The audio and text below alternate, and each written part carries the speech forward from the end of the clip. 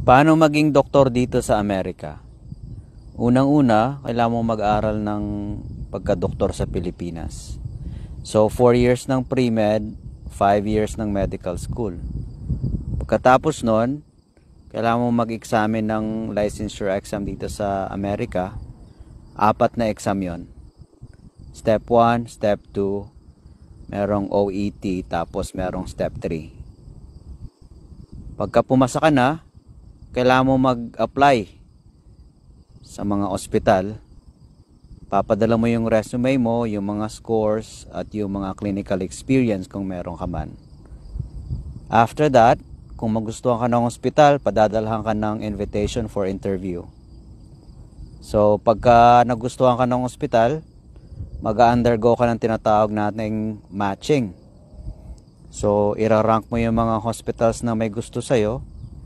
Pagkatapos, kung nag-match kayo, maganda yung pagkakarank nyo sa kanila at sila rin sa inyo, matatanggap kayo sa ospital. Pagkatapos nun, mag-a-apply kayo ng visa, syempre, J1 or student visa, tapos yung iba, H1B visa. Tsaka pala kayo makakapasok dito sa Amerika kapag kumpleto na yung mga ganon.